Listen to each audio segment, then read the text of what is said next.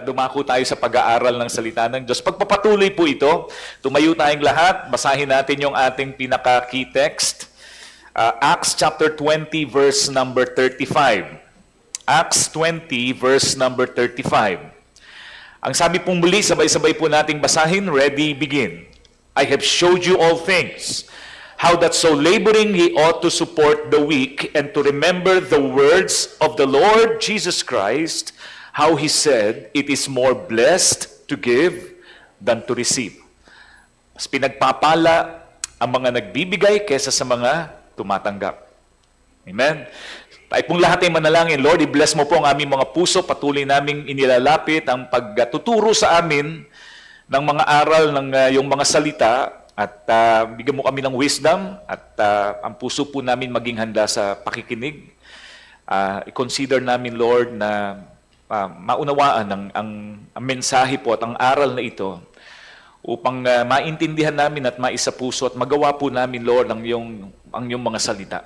Bigyan mo kami ng saya, hindi lang na maglingkod, saya na hindi lang dumalo sa gawain, saya na hindi lang makinig ng iyong mga salita at lumago at makipag-usap sa iyo sa pamagitan ng panalangin, kundi isang bahagi din po ng buhay namin bilang mga mananampalataya ay ang kalooban mo na kami po ay maging mga cheerful givers, generous stewards ng iyong pagpapala sa buhay namin. Tulungan mo po kami, Lord. Humingi po kami ng guidance ng Holy Spirit.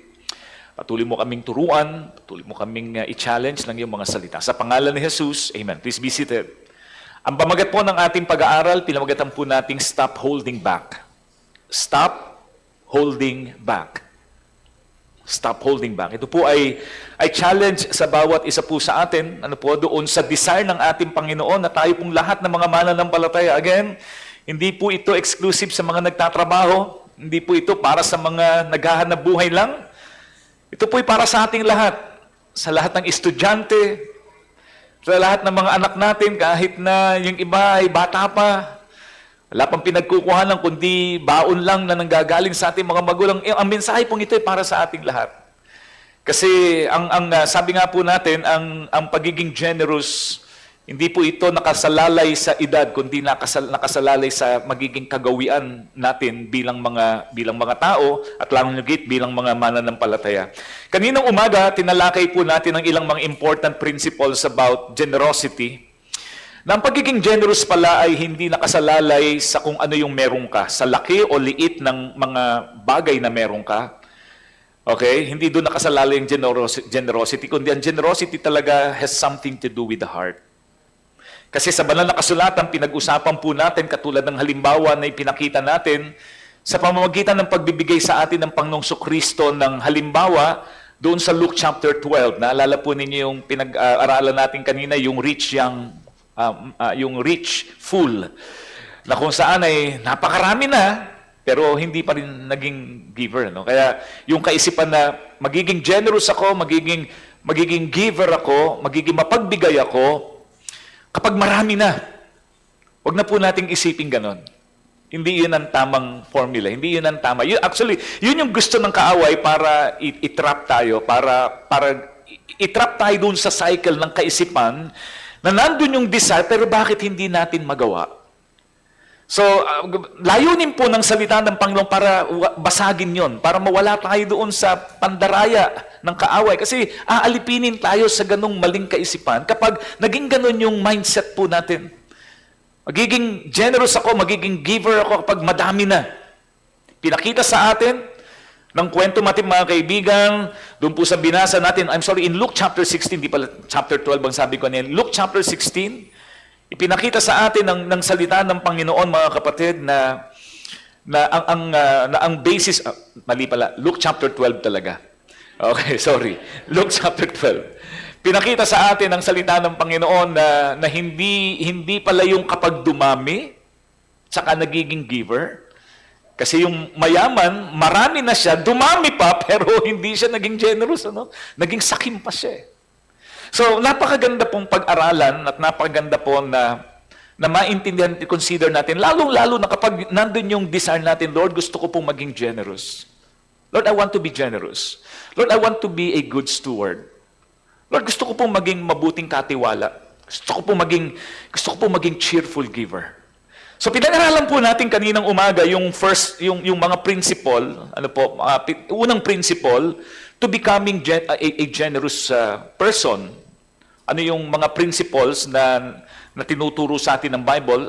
Dalawa po yung nais nating i-share. Kaninang umaga shinare na natin yung first at ngayon po itutuloy natin yung pangalawa. Okay? So yung una, pinag-aralan natin kanina na ang mga generous people plan to be generous. Talagang pinaplano, ano po?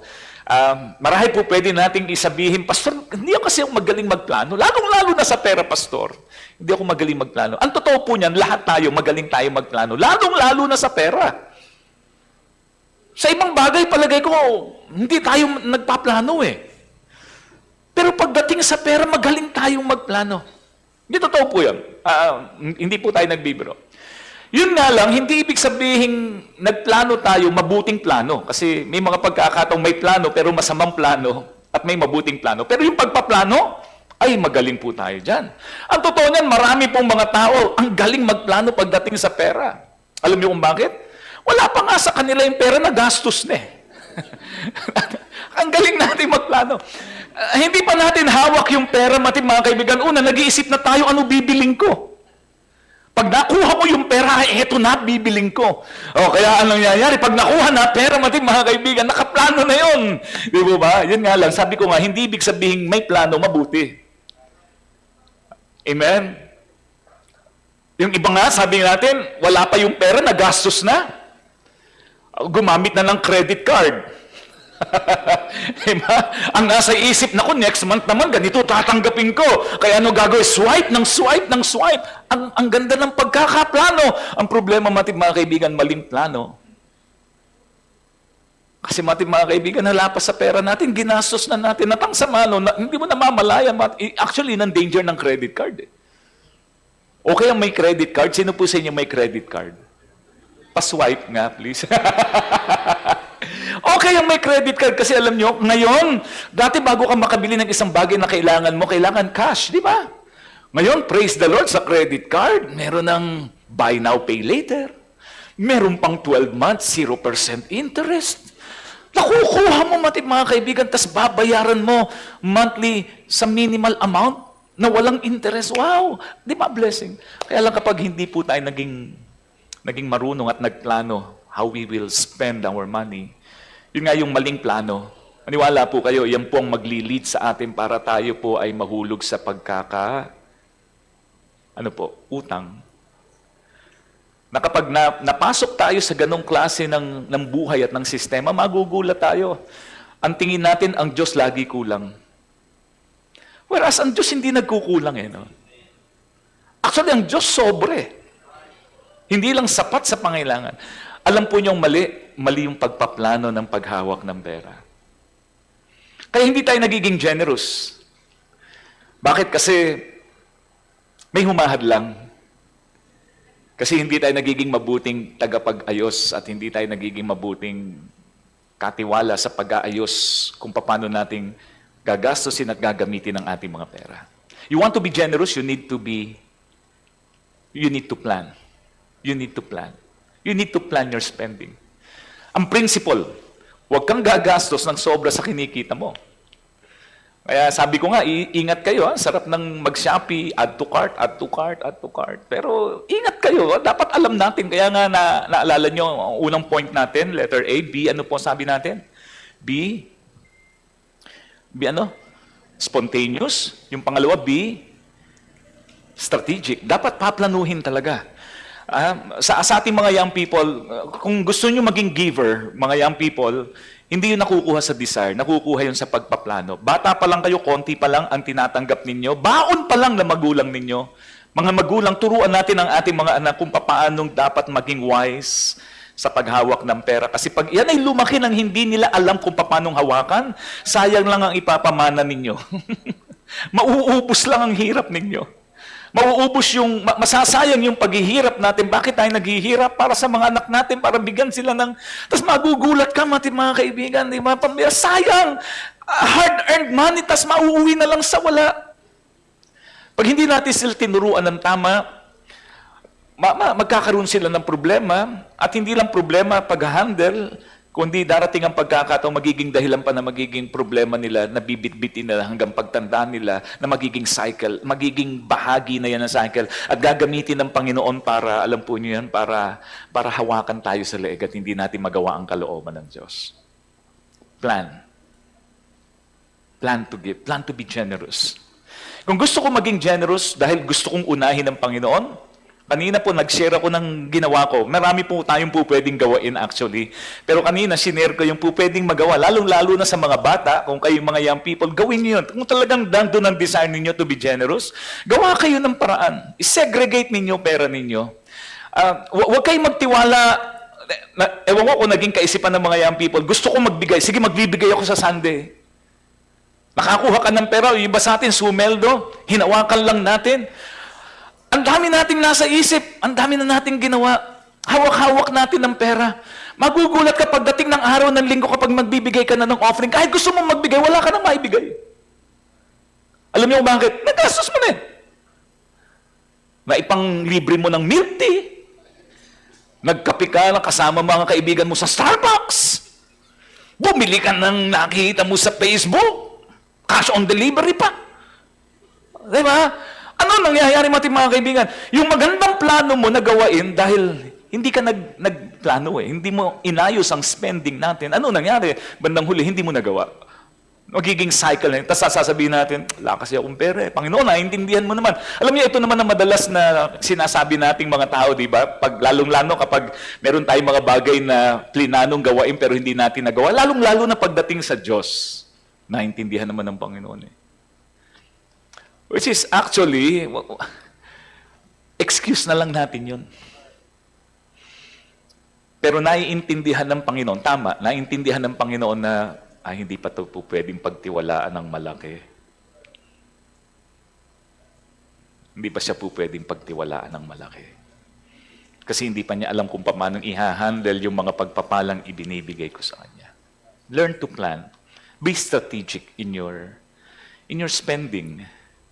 Sa pagpaplano natin kung paano natin i-manage ang pera natin. At ang suggestion ko, kasi gusto natin maging generous, which is, dapat, iyan yung top of our priority. Kung meron tayong top priority pagdating sa pag-allocate ng ating mga material na mga bagay, huwag mong ihuli Diyos, unahin mo ang Diyos. Kasi principle of the Bible yan eh. Ano sabi ng banal na kasulatan? Seek ye first the kingdom of God and His righteousness, and all these things shall be added unto you. Huwag mong kakalimutan. Iyan ay biblical principle na natutunan na yan. All throughout, mga kaibigan, ng mga taong lumipas, ang mga mananampalataya na natutong unahin ang Diyos sa kanilang buhay. Hindi lang sa pagbibigay ng oras, hindi lang sa pagbibigay ng panahon, kundi maging sa pag-honor sa Diyos sa mga material blessings. Kasi everything that we have, it belongs to the Lord. Naalala niyo yung principle in 1 Chronicles chapter 29 verses 10 pababa, yung panalangin ni David sa ating Panginoon nung idinedicate niya ang lahat ng mga kasangkapang gagamitin para sa pagbibuild ng templo. Naalala po niyo, everything, lahat ng ito, Panginoon, ay sa iyo. At lahat ng bagay na ibinibigay namin sa iyo ay galing din sa iyo. Amen? Totoo yun. Kaya kung merong isang bagay na dapat matutunan natin, always put God first. Hindi lang sa schedule. Hindi lang sa pagbibigay ng oras at ng panahon, kundi maging sa pag-honor natin at pag-aalat natin ng mga material blessings na kinikilala naman natin na galing sa ating Panginoong Diyos. Pastor, dami ko kasing kailangan. Actually, doon po papasok yung talaga magiging strategic ka kasi pipiliin mo sa dami. Lahat ba ng yun kailangan mo? Lahat ba ng yun importante? Kasi kapag hindi lahat ng yun importante at lahat ng yun, kapag binigyan mo mga kaibigan ng panahon, bandang huli ang masasakripisyo, alam nyo kung ano? Yung sa Diyos eh. Alam nga namang hindi mo unahin kung may nagre-renta ka, re-renta ka, alam nga namang wala kang bahay. Kuryente. Yun nga di ba? Karamihan kasi, dami natin kasi naging nasa huli ang Diyos eh. Kasi nga, yun nga, gusto ko mag-milk tea. Tapos gusto ko, pastor, yung mga bagong mga makeup ngayon, yung nakikita ko, gusto ko kasi lagi dapat. Kaya, Ngayon, kung ano na lang natira, ito na lang yun sa Diyos eh. Anyway, naiintindihan naman ng Panginoon. Again, inuulit ko po, ang Diyos mapang-unawa. At naiintindihan nga niya, sabi ko nga, no wonder why hindi nakakaalis ang marami doon sa cycle ng ganung buhay. Hardworking naman, pero katulad ng sinabi ng talata, hindi lang naman isang beses, kundi maraming pagkakataon na para kang naglagay sa isang sako. Pero ang problema, habang pauwi ka, bakit yung sako puno? Pero bakit ganun? Parang may butas. Pagdating mo sa bahay mo, wala na. Naranasan na po ba ninyo yun? Parang kapos. Tapos gagamitin pa ng dyablo yung para sabihin sa'yo, pinabayaan ka ng Diyos. Ang Diyos hindi totoo. Ang Diyos pinabayaan ka. Ang Diyos nagkukulang sa'yo. Hindi totoo ang kanyang mga pangako. Totoo, hindi kulang ang Diyos. Kulang tayo sa pag-aayos, pagiging mabuting katiwala. If you really want to be a generous person, you need to plan to give. You need to be strategic, sacrificial in your generosity, in your giving. Ayusin natin. Mga young people, gawinin yan. Hindi nyo pagsisisihan yan. Kung kayo tumatanggap pa lang ng baon sa mga magulang ninyo, learn to sacrifice. Huwag nyo ubusin. Pag meron kayong binigay na pera ng magulang nyo, gumawa kayo ng paraan, itatabi ko. Huwag pagdating ng araw ng linggo. Pagdating ng araw ng linggo, 5 piso na lang yan. Wala nang natira sa baon mo. Umpisa pa lang, pag nakuha mo, discipline yourself. Yung sa Diyos, para sa Diyos. At pagdating ng araw ng linggo, pag mag-o-offering, masaya ka. Lord, nagsakripisyo po ako. Hindi ko po, pinigilan ko po ang tuksong-tukso na po ako. Doon sa mga kaibigan ko na lagi kong kasama nakapaglabas ng eskwelahan, laging ganito. Pero nagtiis ako. Panginoon, para hindi maapektuhan yung alam kong dapat kong ibigay sa iyo. Lord, lagi ako nagtatricycle pa uwi. Uubos ang pera ko ng gano'n na lang, kaya walang natitira. Mag-jeep na lang ako. Baka yung iba po, maglalakad na lang ako. Dahil katulad ng sinabi nga ni Sister Kate, makakatulong pa sa kalusugan ninyo. Be strategic. Be strategic in your giving. You want to be generous, be strategic. You can never be generous without doing anything. You need to sacrifice. You need to plan your spending. Pag naging mabuting katiwala tayo sa maliit, ang prinsipyo ng banal na kasulatan, pagtitiwalaan ka ng Diyos. Saan po? Sa malaki. Amen? Amen. Generous people plan to be generous. Second, ito na po yung pangalawa.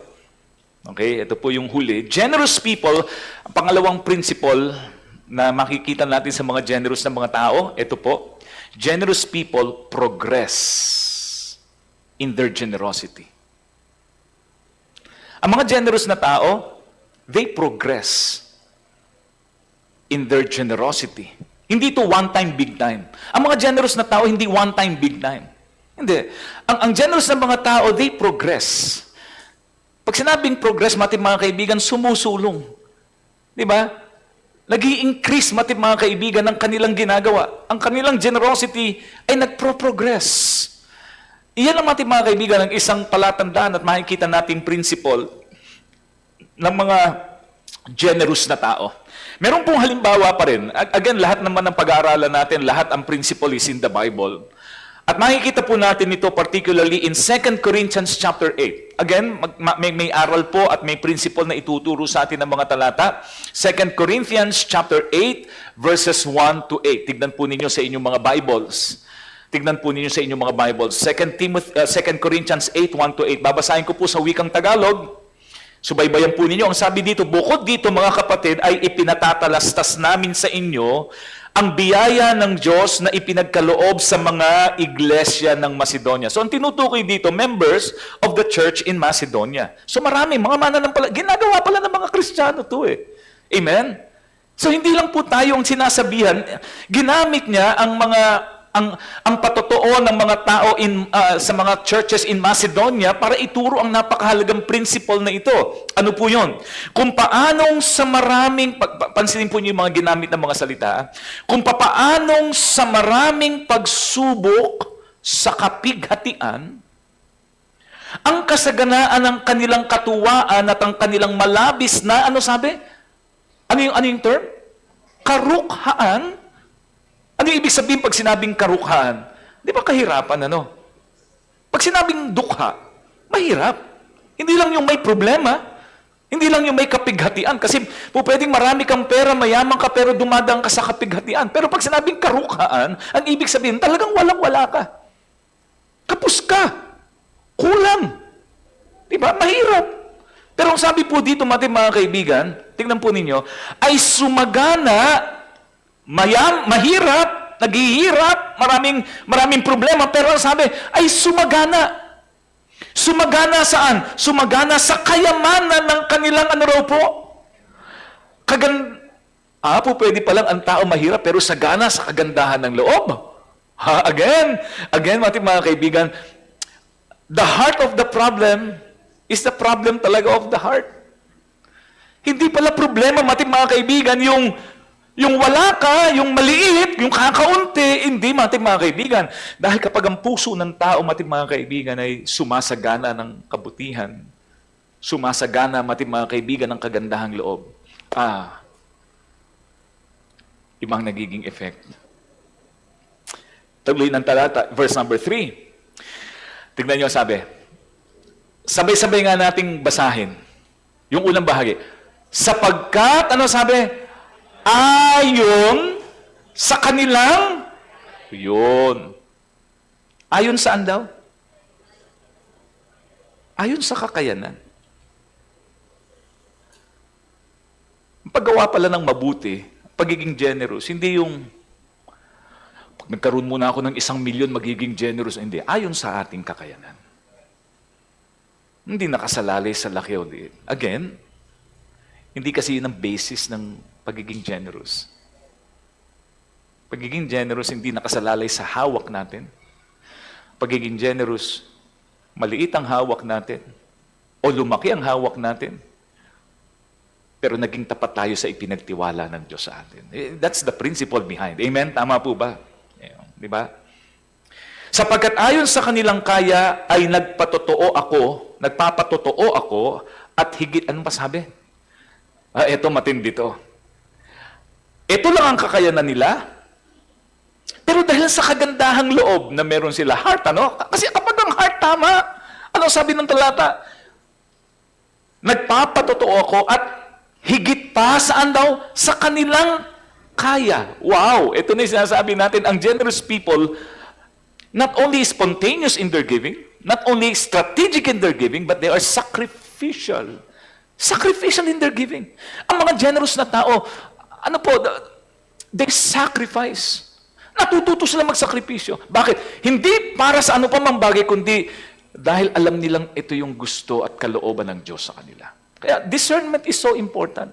Huwag kayong gagawa ng anumang bagay, mga kaibigan, dahil naawa lang tayo. Gagawa tayo, magbibigay tayo, dahil alam natin ito ang kalooban ng Diyos sa para sa ating pong Panginoon. Ano pa pong sabi ng talata, mga kaibigan? Ay, anong ginawa nila? Anong ginawa nila? Nang higit pa sa kanilang kaya. Anong ginawa nila? Ay, pambira, tinukoy na mismo, no? Baka naman, pastor, kabutihan lang yan ng naawa sila, di ba? Nag-pray sila, pinag-pray nila, hindi no? Tinukoy dito, mga kaibigan, kung anong bahagi ng buhay ng mga mananampalataya sa iglesia ng Macedonia ang kanilang ginawa. Nagsiabuloy sila, pinilit ba? Pinilit? Nagbigay sila dahil sinakal sila ni Pablo? Dahil nagmakaawa sa kanila si Pablo? Bakit sila nagbigay? At papaano? Anong nagtulak? Bakit sila nagbigay? Nagbigay sila ng sariling free will. Amen? At naalala niyo yung mga madalas naririnig natin na ginagamit ng ibang mga samahan? Huwag ka nagbibigay ng ikapo. Wala mang turo sa Bible. Kasi ang sabi ng Bible, according to the, kung ano yung sinasabi ng puso mo, yun ang ibigay mo. Ito po ayon sa puso, Pero alam po nyo kapag ang tao generous, ayon naman talaga sa puso, hindi pinipilit. Pero pansinin po ninyo, sa banal na kasulatan, lahat ng mga tao na generous who wanted to honor God, ang laging hinahanap nila hindi yung maliit, kundi malaki. Kasi itong mga taong ito, they have all the reasons para sabihin, next time na.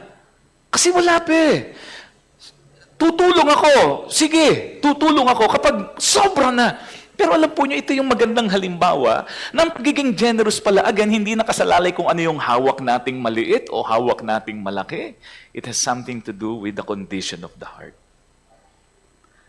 Kapag ang tao talagang nandun ang kanyang pagiging generous and he wants to be generous, alam po niyo mga kaibigan, regardless kung ano yung meron tayo, we will honor God according sa ating kakayanan. Amen? According sa ating kakayanan.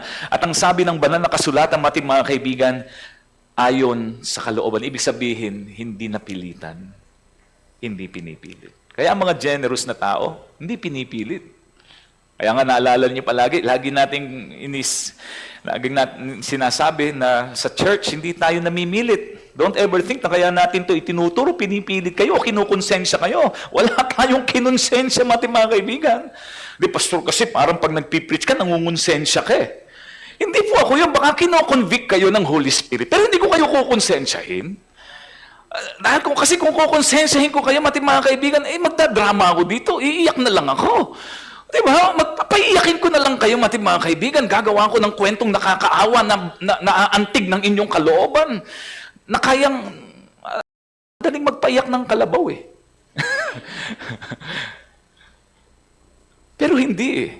Tinuturo natin, at sa ating mga mananampalataya, dapat maging aware tayo na hindi yun sapilitan, kundi yun, mga kaibigan, kung nangungusap man sa atin at kinoconvict tayo, it is the Holy Spirit who's convicting us. Because the Lord wants to deal with us. Kasi nandun palagi yung desire natin, Lord, gusto ko maging generous. Lord, I want to be generous. If you want to be generous, mga kaibigan, you need to do something. It will not happen by accident. You need to do something.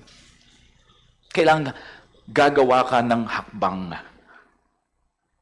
May gagawain ka for you to be generous. Ang sabi pa ng talata, verse number 4, na lubhang ipinamamanik sa amin ang tungkol sa biyayang ito at sa pakikisama sa pangangasiwa ng mga, patungkol talaga sa abulo ito eh. Itong 2 Corinthians chapter 8, it is about offering, pagbibigay. Abuloy sa mga banal. At ito ay hindi ayon sa aming inasahan, hindi na inaasahan ng Church of Macedonia, churches in Macedonia. Kasi alam nila may hirap ang churches in Macedonia. Pero grabe, iba talaga kapag generous ang tao, Ang ine-expect ni Pablo ganito lang kasi mahihirap sila. Alam nila na mahirap yung church. Pero alam niyo kanilang ginawa more than because they were generous. Not because they have plenty, because they have many, material things. Ang mayaman lang sila, mga kaibigan, puso at kagandahan ng loob. Because they are generous people. They learn to be generous. They learn to be generous. Naintindihan nila what it means to be generous. At ito pong susi, verse number 5. At ito'y hindi ayon sa aming inaasahan. Itong susi Tuloy po ninyo. Kundi, ano sabi? Anong kanilang ibinigay muna? Kundi ibinigay muna nila ang kanilang, yung palang susi. Mahirap ibigay ang material na bagay kapag hindi natin maibibigay ang sarili natin sa Diyos. Mahirap po itong gawin. Again, medyo itong pinag-aaralan natin ito, hindi to milk. Ito'y karni, kung tutuusin. Sabi ko nga sa inyo, maraming mga umattend at miyembro ng simbahan, lalong-lalo sa ibang simbahan. Dito sa church natin, hindi ko alam. Pero wala pa naman ako nababalitaan. Pero may mga tao na uma-attend sa church, nagsimula sa church, ang nawala sa church dahilan sa hindi nila naintindihan at naunawaan at natanggap ang aral pagdating lalong-lalo na sa pagbibigay. Sa church natin, pinapaliwanag natin ang mabuti. Hindi, again, para pilitin, kundi para matutunan. Kaya mga young people, sina-challenge natin ang bawat sa atin. Gusto nyo i-bless kayo ni Lord? Ngayon pa lang, learn to honor God sa kung ano man yung mga bagay na meron kayo. Honor God. Honor God. Be generous. Ibinigay muna nila ang kanilang sarili sa Panginoon at sa amin sa pamamagitan ng kalooban ng Diyos. Ano pat namanhik kami kay Tito na yamang siya ay nagpasimula ng una, ay siya rin ang gumanap sa inyo ng biyayang ito. Etong sabi, datapwat yamang kayo'y nagsipanagana sa lahat ng mga bagay sa pananampalataya at pananalita at kaalaman sa buong kasipagan at sa inyong pag-ibig sa amin ay magsisagana naman kayo sa biyayang ito. Ano yung biyaya? Alam mo, tinatawag sa Bible na grace of giving. Alam ba ninyo na maging ang pagbibigay biyaya ng Diyos yun? Yun ang sinasabi ni Apostol Pablo dito. Magsisagana kayo sa biyaya ng pagbibigay. Abound. Abound. Kaya mga generous na mga tao, isa lang masasabi natin na tayo dito sa sinasabi ni Pablo, generous people progress in their generosity. Hindi sila nananatiling ganun lang. Ang mga generous na tao, they always find ways. How to be more generous, you know why? Kasi mentras nagiging generous ka, ang Panginoon mas lalong pinadadalo yung biyaya sa buhay mo. Proven and tested.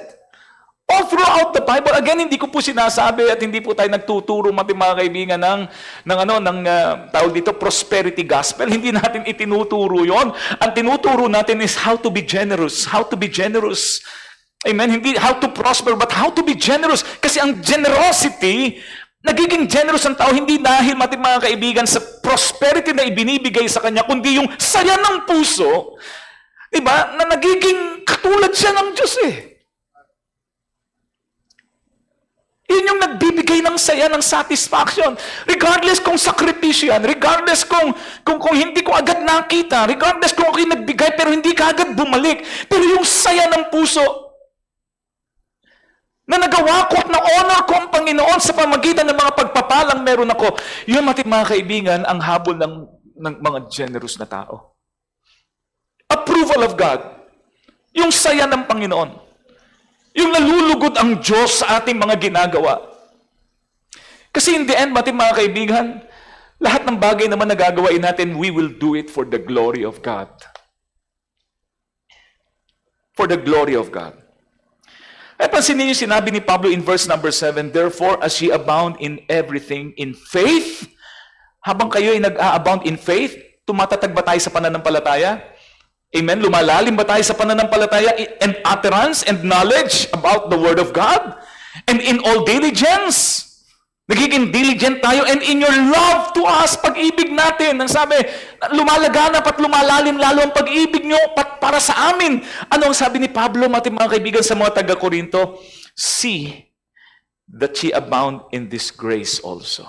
Ano yung grace na gusto ni Pablo mag-abound sila? The grace of giving. Parang sasabi ni Pablo, be more generous. Alam niyo, ibig sabihin ng salitang abound, it means to increase.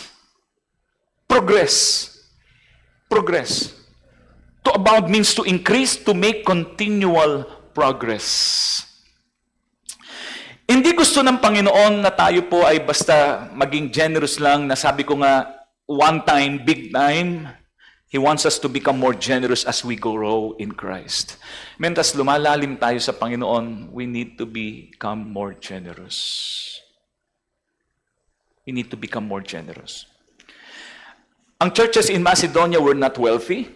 They were suffering severe trials and deep poverty. Yet they became examples of extraordinary generosity because God transformed their hearts. Ang mga generous na mga tao never stop growing in generosity. Amen? Ito yung pinapractice natin sa church actually. Pastor, bakit ba may tithes na? Tapos meron pang sacrificial offering? Ano ba yung sacrificial offering natin? Di ba first fruits? Tapos meron pang mission giving. Pagkatapos Tapos meron pang ganitong pagbibigay. Tapos pati fellowships, nagbibigay pa. May care ministry pa. Bakit ang dami? Alam po niyo mga kaibigan, hindi yan para marami ang makuha. No, again, walang sapilitan, amen? Pero yun ay pagkakataon for us to grow in our generosity. We need to grow in our generosity. At ang generosity na grow kapag natututunan natin mga kaibigang gawain at kilalanin na anumang bagay na gagawain natin para sa Diyos. Hindi lang sa paglalim ng pananampalataya, hindi lang sa pagmamahal sa ating kapwa, kundi maging sa ating pagbibigay. Ito mga kaibigan ay nakalulugod sa ating pong Panginoon. Growing in generosity. Paano pong nangyari ito? Yun ang pinakatanong. Pastor, paano nga ba? Yung bang mga taga-Macedonia na yan, nung na-save sila, ganyan na? Again, walang taong ipinanganak na generous kagad eh. Walang taong ganon. Ako hindi ganon eh. Tayo hindi ganon. Amen? Kayo ba'y ganon kagad? Hindi. Process yun eh, no? Pero may nangyari sa buhay nila. Bakit sila naging generous? I hope maging blessing po sa atin. At maging desire ng puso natin to be generous. Ano pong nangyari at ano naging susi? They have a change of heart and mind. Hindi magiging generous ang tao kapag walang pagbabago ng puso at pagbabago ng isip at pananaw. Ano yung mga nagbago? Mabilis po. Una,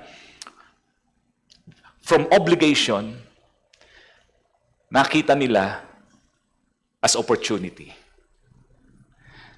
Alam nyo, kapag ang tingin natin sa pagbibigay is obligasyon, ay hindi ka magiging generous. And you will never be a cheerful giver. Pag obligasyon. Alam mo ang bagay, basta obligado at inobliga ka, hindi magiging masaya. Sapilitan. Tama, ano? Sapilitan. Kaya tayo hindi natin pinapraktis ang obligatory eh. Ang obligatory giving. Sina-challenge natin, tinuturo natin, but we are not practicing. Wala ni isa man sa atin dito, mga kaibigan, na sinata tayo, oy, hindi ka nagbibigay ng ikapu mo. Meron bang nagsabi sa inyo ng ganon? Uy, magbigay ka naman ng first fruit. Diba? Nakatutok pa sa iyo aircon. Ang ganda pa ng upuan mo. Diba? Ang lakas mong uminom ng tubig. Pag nagpupunta ka sa church, galon ang dala mo. walang ganon, amen? Hindi tayo namimili, hindi tayo nang-uubliga. Again, china-challenge natin. Ini-encourage natin ang bawat isa, pero we're not obligating anyone. Why? Kasi ang pagbibigay kasi, kapag obligasyon lang ang natutunan natin, magiging mabigat sa kalooban. At dadating ang pagkakataon, baka balikan pa natin ng Diyos, balikan pa natin ng church, balikan pa natin ng nagtuturo. Ang mga generous people, doon sa kaisipan at damdamin na obligasyon ng kanilang ginagawa, it becomes an opportunity. Sa buhay natin, you want to be generous, huwag mong tignan ang pagbibigay na obligasyon. Amen? Tignan mo na opportunity na ibinigay ng ating Panginoon. 2 Corinthians 8:3-4. Tignan niyo ang sabi ng Bible. Sapagkat ayon sa kanilang, sabi, kaya, ay nagpapatotoo ko ng higit pa sa kanilang kaya. Talagang generous sila, no? Ay nagsiabuloy sila sa sariling pinilit ba? Pinilipit ba? Ayon sa sariling kalooban. Iba pa rin yung magbibigay ka ng tama kasi alam mong dapat mong gawain. Parang sa church. Parang magulang na lang din.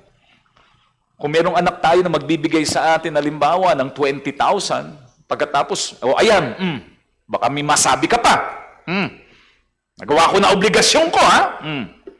Tatanggapin ba ninyo? Baka tanggapin din naman, sayang.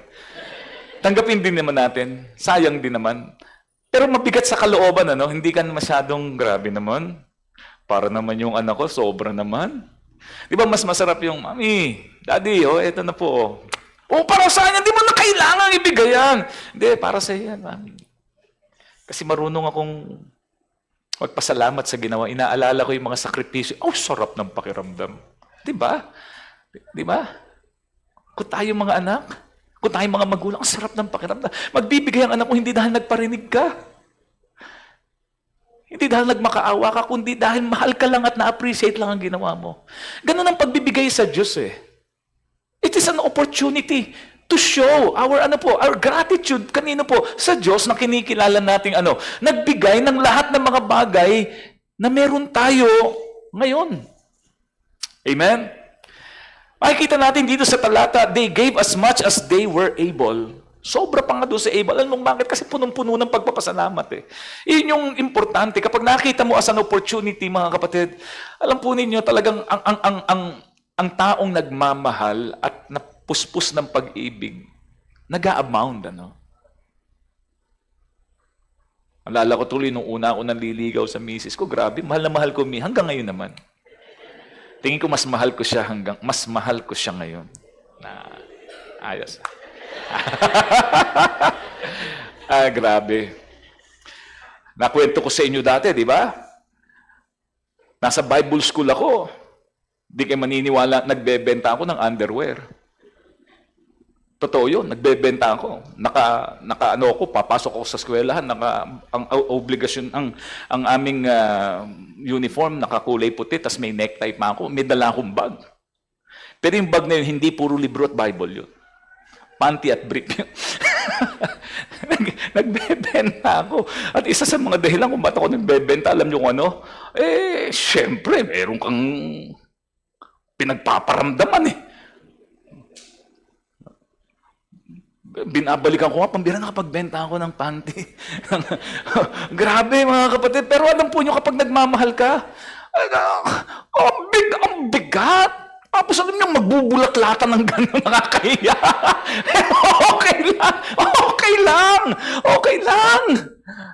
Okay lang. Privilege eh. Opportunity.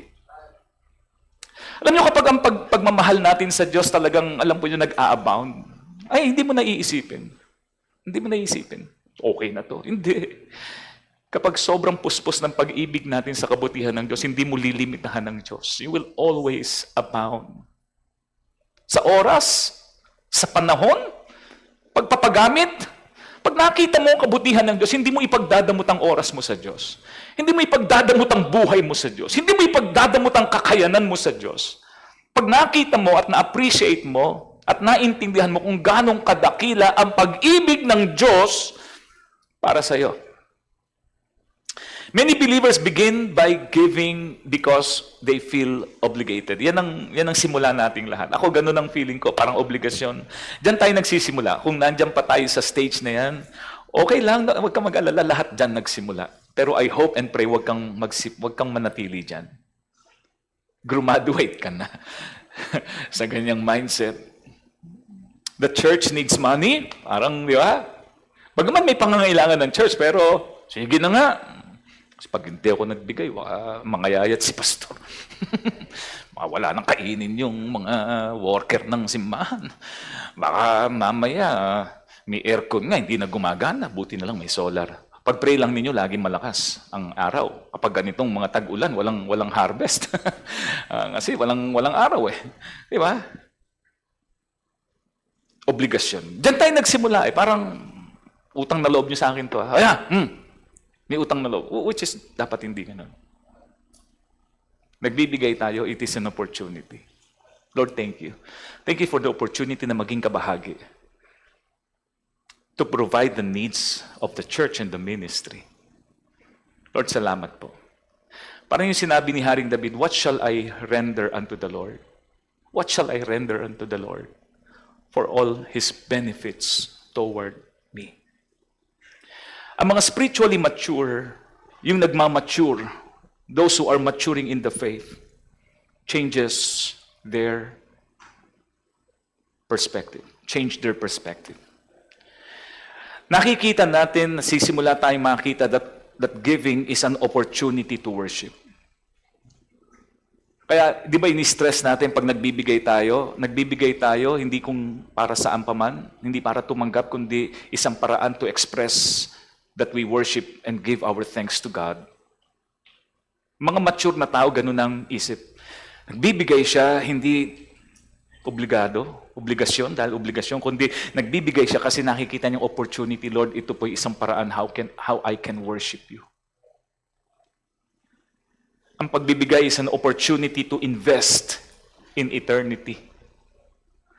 Giving is an opportunity to participate in God's work. Alam niyo, ang blessing ng generosity, being generous is no longer a burden, it becomes a privilege. Yan ang blessing kapag nagiging generous. Hindi na burden ang pagbibigay, ang pagiging generous. Nagiging isang pribilehyo na. Sabi nga ng banal na kasulatan, dun sa ating pinaka-text, Acts 20 verse number 35, it is more blessed to give than to receive. Alam niyo ang transformation na nagagawa ng generosity sa buhay ng isang tao? Ito po yun. The generous Christian doesn't ask, how little can I give? Dati ganyan tayo, di ba? Ganyan ba kayo? Ganyan ako eh. Ano yung pinakamaliit? Ano yung maibibigay kung pinakamaliit? Di ba? Kasi ayaw natin mabawasan. Gusto lang natin masabing nagbigay. Pero sa mga generous na mananampalataya, hindi na ganun. Ang nagiging katanungan natin, how can I be part of what God is doing? Lord, paano ako magiging kabahagi? Hindi yung, ano yung pinakamaliit? Kundi, Lord, saan ako magiging kabahagi? Naghahanap tayo ng paraan, papaano tayo magiging kabahagi para ang gawain ng Diyos ay mas lalong sumulong. Amen? Yun ang mga generous na tao. Yun ang generous na tao. Yun yung ating mga kaibigan, transformation na nangyayari kapag ang tao ay nagiging generous. Doon mo natin malalaman ngayon kung nagiging generous na ba ako? Yun. Doon mo malalaman. Isang gauge. Kapag naghahanap na tayo at nagtatanong na tayo sa sarili natin, sa papaanong paraan ako magiging kabahagi ng gawain ng Diyos. Ask yourself, do I give because I have to? Or because I get to? I get to be part. I get to express my love. Nagbibigay ba ako para makakuha? Kasi may mga ganun eh. Kaya nagbibigay kasi may makukuha. Magbibigay ako kasi gusto kong maging kabahagi. Magiging part ako ng gawain ng Panginoon. Ng pag-aayos ng mga gawain ng Diyos. Na magsesend ng mga missionaries na makakatulong sa mga lingkod ng Panginoon. Generous people progress when obligation becomes opportunity. Yun yung progression ng pagiging generous. Giver, naging generous talaga. Kapag yung dating obligasyon ang tinginan natin ngayon, it is an opportunity. Pangalawa, from occasional to overflowing. From occasional to overflowing. Again, ang text natin, 2 Corinthians 8:2, how that in a great trial of affliction, the abundance of their joy and their deep poverty abounded unto the riches of their liberality. Paul never says that circumstances improved. That's why they give. That's why they gave. No, hindi po sinabi. Na kaya sila nakapagbigay kasi nag-improve yung kanilang sitwasyon. Di ba? Yun yung sinasabi dyan sa talata. Kaya sila nagbigay, hindi dahil nag-improve eh. Alam po nyo nag-improve? Hindi yung sitwasyon nila. Hindi yung kalalagayan. Alam niyo, nag-improve yung generosity nila. No? Ang nag-improve, hindi naman yung buhay nila eh. Kasi nga, deep poverty, natuto silang magbigay. Alam niyo, nag-improve, hindi nagkaroon dahil nagkaroon sila ng pera. Kaya sila nakapagbigay kasi nag-improve yung kanilang generosity. Mas lalo silang naging generous people. Most people believe generosity begins after financial abundance. Mali. Opposite ang itinuturo ng Bible. Generosity begins in the heart, not in the abundance ng mga bagay na nakahawak sa atin. Ang mga Macedonian believers didn't occasionally give. Hindi ito yung, sabi nga natin, one time, big time. Their generosity overflowed. Nagtuloy-tuloy. Generosity became their lifestyle. At alam niyo, naging effect, It affected every opportunity God placed before them. Lahat ng ibinibigay na pagkakataon sa kanila ng Panginoon, tinignan nila as opportunity. Itinuro ng Panginoon sa kanyang salita, Luke 6:38, give and it will be, ano sabi? Given back to you. Ang isang growing Christian doesn't ask, should I give this time? No. Instead, generosity becomes part of who they are. It becomes your identity. It becomes who you are. Parang kindness. Diba? Ang kindness, mga kaibigan, dapat ba ako magbigay ng awa? Hindi. Ang mga taong kind, nagbibigay lang talaga ng awa. It comes naturally. Pag nakakita, dapat ko bang kaawaan to? Naging maawain ba siya sa akin? Hindi. Ang taong maawain, regardless kung mabait o hindi yung tao, magbibigay kasi maawain ka eh. Ang generosity is the same principle. Magbibigay ka hindi dahil napilitan ka o may nakikita ka, hindi. Dahil generous ka lang talaga eh. Pag may nakita kang pangailangan, sige, tutulong ako. May mga taong ganun. Alam po ba ninyo yan? Yun yung mga generous na mga tao. At ito yung mga taong ginagamit ng Diyos ng makapangyarihan to transform other people's lives. Panghuli, letter C. Ano po yung mindset and heart na nakikita natin nagbago? Una, ano po yung unang point natin? From obligation, nagbabago ang kanilang tingin, nagiging opportunity. Amen? From occasional, yung one time, okay na yun. Okay na yun. Nakapagbigay na ako ng Nakapagbigay na ako ng white gift. Okay na yun pang isang taon. Hindi occasional. It is overflowing. Laging naghanap. Saan pa ba ako magiging kabahagi? Generous people. Yung pangatlong mga kaibigan, from possessions to personal sacrifice. Yan ang mga generous na tao. They give sacrificially.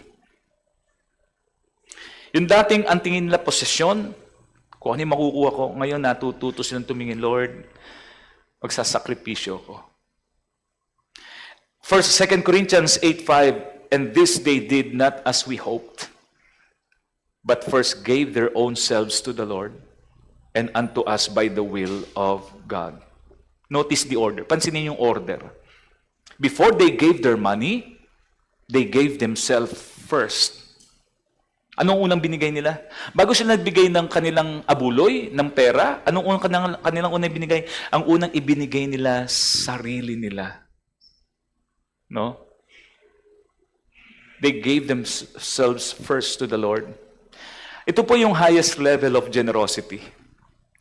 Lahat ng tao can donate money, but only mature believers surrender their whole lives to the Lord. Ang tunay na generosity, hindi lang yung sa pera. Para maibigay mo ang pera ng buong puso and generously. Ang unang pagsisimulan niyan kapag natutunan mong ibigay ang buong buhay mo sa Diyos. Surrender. Surrender sa ating Panginoon. Generosity happens when a person learns to give his or her life first to the Lord. Ang totoong generosity always involves sacrifice. Laging may sakripisyo. Alam niyo, sabi po, dito po tayo magtatapos. 2 Samuel chapter 24, verse number 24. Si David, nung naghanap siya at ng paglalagyan ng dambana, dahil sinalot sila ng Panginoon. Alam po ninyo, nakakita siya ng isang lugar, ang may-ari, si Arauna. At ang sabi mga kaibigan niya, dito po sa talata, 24 verse number 24, and the king said unto Arauna, nay.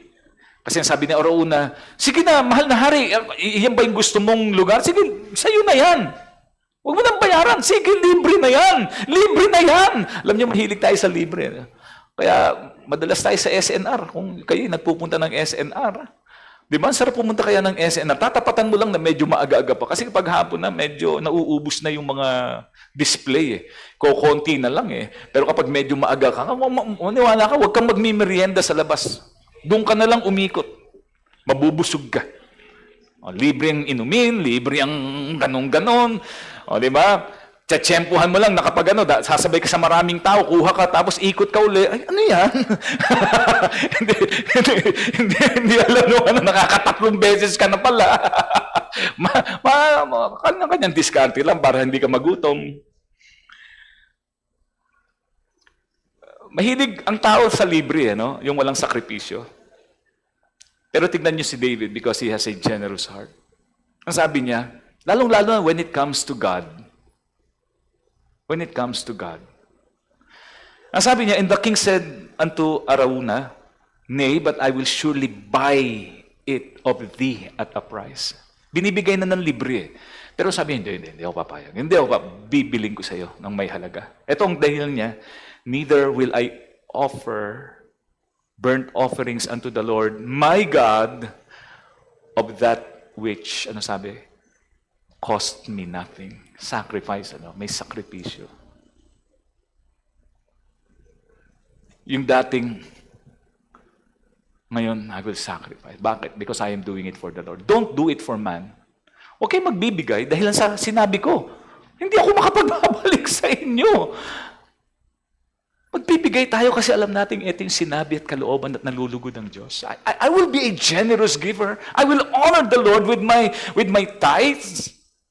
And I will increase my offering sa pamamagitan ng I will progress in my generosity and my giving sa pamamagitan ng pagbibigay, pagiging kabahagi ng first fruit giving, ng sacrificial offering, ng ibang mga pagkakaloob. Bakit? Because I want to honor God. Kasi napakabuti ng Diyos eh. Pinagpala ako ng Diyos, hindi nagkulang ang Diyos eh. And therefore, luluwalhatiin ko ang Diyos hindi lang sa bahagi ng aking kakayanan, ng aking oras, ng aking salita, ng aking iniisip, kundi gagawin ko sa pamagitan maging ng aking tinatangkilik dahil lahat ng bagay galing sa Diyos. Lahat. Nagmula sa ating Panginoon. Ito po ang, huwag niyong kakalimutan about generosity. Generosity is not measured by amount. Generosity is measured by surrender. It is not by amount, but by surrender. As we mature, we stop asking, what can I spare? Habang nagmamature tayo sa pananampalataya, ano yung matitipid ko when it comes to God? Instead, we ask, what would God have me sacrifice for His glory?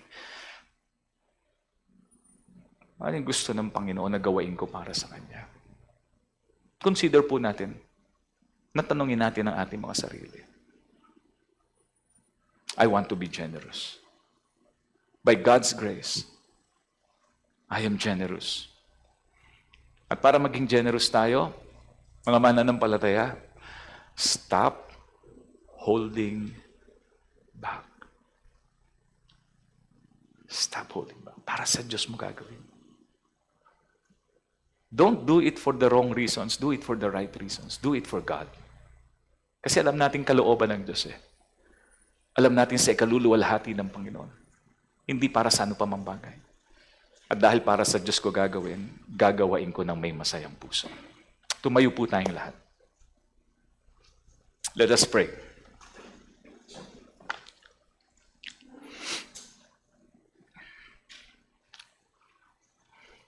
I want to be generous. By God's grace, I am generous. By God's grace. Lord, I will pre-decide to be generous. Gusto ko pong maging generous, Lord. I'm pre-deciding. Today, starting today, I will be generous. Ngayon pong gabing ito, if the Lord talk to you, kung dinidil tayo ng Panginoon sa bahagi ng pagiging generous, pagiging mabuting katiwala, sa bahagi ng pagbibigay, bakit hindi natin buksan ang ating mga puso at sabihin, Lord, continue to speak to me.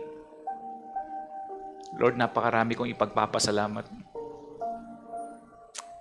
Alam kong naipapahayag natin yan sa pamagitan ng ating sinasabi at naririnig ng Panginoon.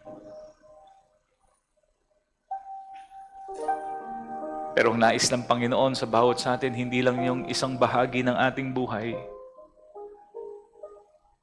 kundi ng buong buhay natin. Kung sa pagbibigay ng oras, ng lakas, ng kakayanan, na-express natin sa Diyos, praise the Lord, continue doing it. Continue doing it. But if we are struggling, pagdating sa bahagi naman ng pagbibigay sa Diyos ng mga material na bagay, please take the challenge. Allow the Lord to convict you, to speak to you and to deal with you. Kung ito po yung bahagi ng buhay natin na kung saan dinidil tayo ng Panginoon, sinasabi sa atin ng Panginoon, anak, maging magbuti at maging generous giver ka. Don't withhold. Don't withhold. Don't withhold.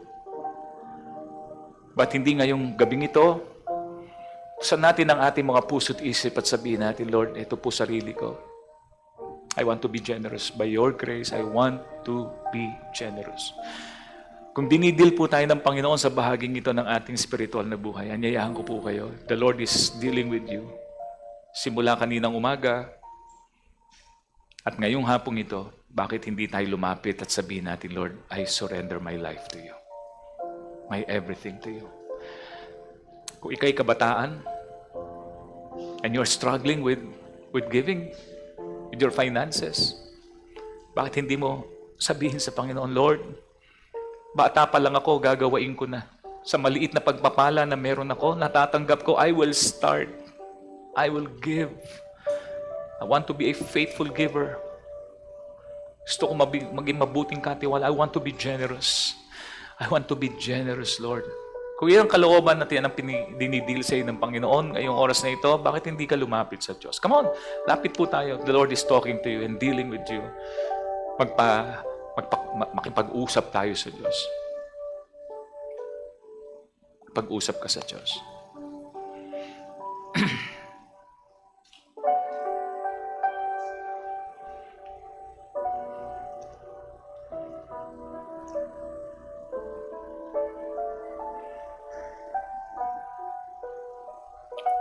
Ama naming Diyos na makapangyarihan, desire po ng puso namin maging generous. At ayaw po naming manatiling desire lamang ito, Panginoon. Gusto po namin itong masimulan. Gusto po namin itong gawain. Lord, kailangan po namin ng biyaya mo. Hawakan mo po ang aming isip at ang aming kalooban. Kung meron mang kaming mga maling kaisipan at damdamin patungkol sa pagiging mabuting katiwala, Panginoon, alisin mo po ang lahat ng ito. Palitan mo po ng mga biblikal na mga prinsipyo at katotohanan ng aming mga isip at kalooban. Tulungan mo po kami maging mapagbigay sa iyo, Panginoon, maging appreciative sa lahat ng ginagawa mo. Kumilala, Panginoon, anumang bagay na meron kami lahat ng ito, Panginoon, ay nagmula sa iyo. Ama, tulungan mo po kami. Tulungan mo po kami. Sisimula, Panginoon, kami. Kailangan namin ng gabay. Kailangan namin, Panginoon, ng biyaya mo. Ma-overcome namin, Panginoon, ang nature namin, Panginoon. Bilang mga tao na ang aming iisipin lagi ay yung magbe-benefit ang sarili namin. Napakarami na naming benefits na tinanggap sa iyo, Panginoon. Ang dami na. Hindi namin mabibilang mga favors na ibinibigay mo sa amin. Napakarami, Panginoon. Hindi lang sa kalusugan, hindi lang sa panahon, kundi maging sa mga pagpapalang material. Ito po yung panahon, Lord, na gusto po namin na maging mabuting katiwala naman. Na hindi lang kami, Panginoon, magiging mabuting katiwala ng aming oras, ng aming lakas, ng aming kakayanan, ng aming talento, kundi maging ng aming pong mga tinatangkilik. At gamitin mo po ang lahat ng ito para po sa ikaluluwalhati ng iyong banal at dakilang pangalan, o Panginoon. Patuloy mo kaming kausapin. Patuloy mo kaming katagpuin. Patuloy mong pasayahin ang buhay namin. Patuloy mo, Panginoon, ibigay yung saya ng puso, Panginoon, na mararamdaman lamang namin, Panginoon, kapag natutunan namin maging tapat, Panginoon, sa iyo. Yung approval na nagmumula sa iyo. Salamat po, Panginoon, sa oras na ito. Salamat po sa pagpapala, sa mga testimonies, Panginoon, na aming narinig. Salamat po sa lahat ng bagay. Amin pong ibinabalik lahat ng kapurihan at ang lahat ng pagpapasalamat. Ito po'y aming samo at ito po'y aming dalangin sa pangalan ng aming Panginoong Jesus at ng aming pong tagapagligtas. Amen at amen. Purihin po ang Panginoon.